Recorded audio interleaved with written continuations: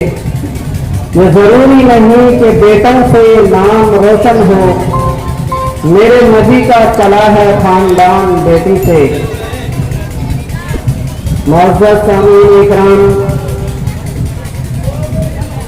اور عزیز طالبات، اس وقت میں آپ کے پروگرام کو سننے کے لیے آیا تھا اور مجھے یہی کہہ کے دعوت دی گئی تھی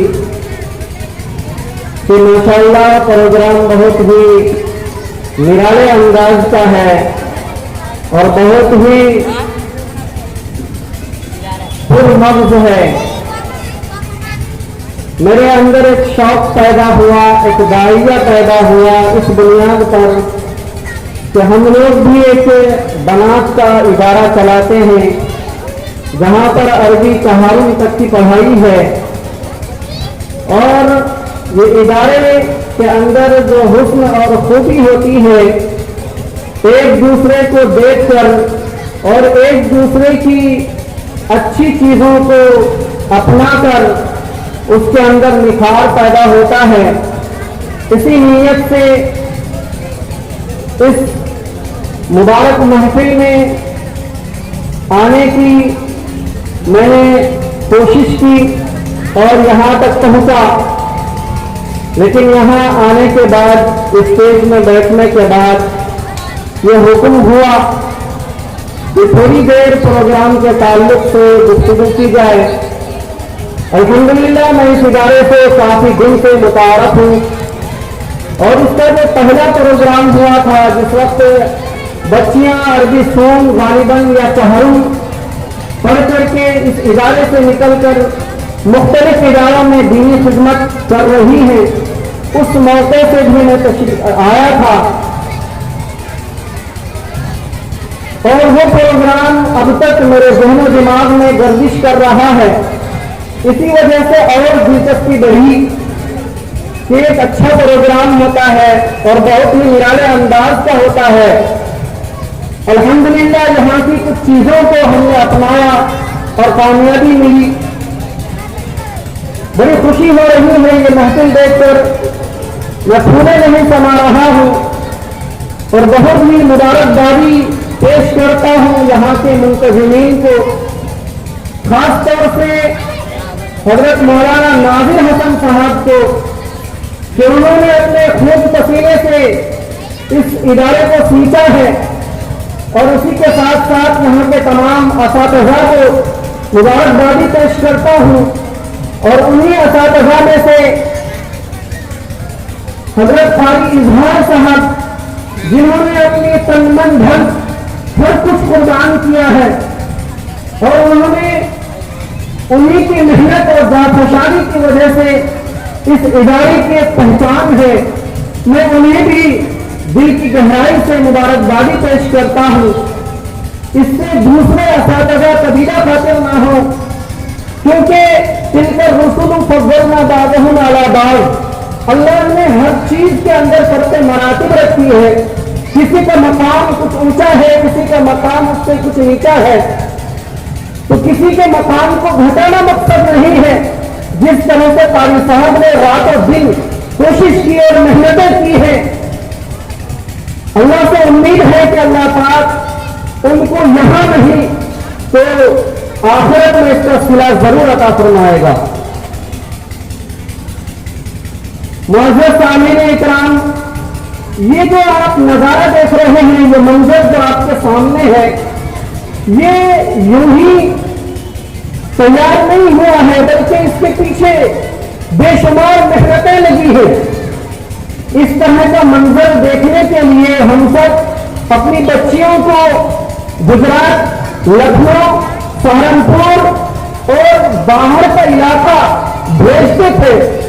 ابھی کل ہی میرا جانا ہوا گلاب باغ، وہاں پر حفظ کے میرے ایک دوست ہیں، ان کی بچیاں پڑھ رہی ہیں، ان کا تھوڑا سا جائزہ ہوا، پتہ چلا کہ 2-4 دن کے بعد وہ بچیاں لکھنؤ جا رہی ہیں پہلی بار، اور انہوں نے کہا کہ لکھنؤ بھیج رہے ہیں اور اس بچی کے پیچھے اس وقت کم سے کم 20,000 روپے میرے خرچ ہوں گے.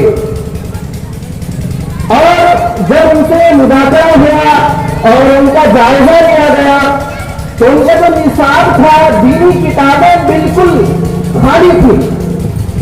یعنی دینی کتابیں ماں کے درجے میں ہیں, چاروں میں پڑھ رہی ہے, ایک عربی کی کتاب ہے, باقی اور کوئی عربی کی کتاب نہیں ہے. ہندی حساب سائنس بھی نہیں ہے, وہ عربی اول تک ختم. اور انگریزی کی کتاب ہے, اس کے علاوہ اور کوئی کتاب نہیں ہے. بہت افسوس ہوا کہ یہ 2 کتاب پڑھنے کے لیے بچی لکھنؤ جا رہی ہے. تو میرے محترم بزرگوں اور دوستوں, یہ بہت بڑی نعمت ہے جو اللہ نے لکھنؤ, سہارنپور, گجرات اور دوسرے علاقوں سے اللہ پاک نے ہمارے علاقے میں بھیجا ہے.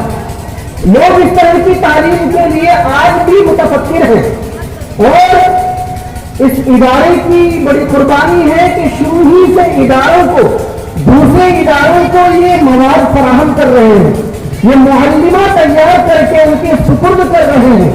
لیکن آج بھی ادارے معلمات کی تلاش میں ہیں, اچھی معلمات نہیں مل پا رہی ہیں. وہی گجرات کی پڑھی ہوئی, لکھنؤ کی پڑھی ہوئی اور بریلی شریف کی پڑھی ہوئی جنہوں نے اردو میں 2-4 کتاب پڑھ لی ہے. ہمارے یہاں بھی 2 سال پہلے ایک لکھنؤ سے پڑھی ہوئی عالمہ کو رکھا گیا تھا جن کو بہشتی زیور بھی صحیح سے پڑھانا نہیں آتا تھا. بچیاں شکایت کرتی تھی کہ مفتی صاحب آپ ہی پڑھائیے, وہ جو پڑھاتی ہیں سمجھ میں نہیں آتی ہیں. بہشتی زیور ایک اردو کی کتاب ہے, بہت آسان کتاب ہے, وہ کتاب پڑھانا کون سا مشکل ہے. تو باہر جو ہے صرف دور کا ڈھول سہانا ہوتا ہے. تو ہم باہر بھیجتے ہیں کہ ہم بچی کو شہر میں بھیج رہے ہیں, دور بھیج رہے ہیں, اچھی تعلیم پا رہی ہے.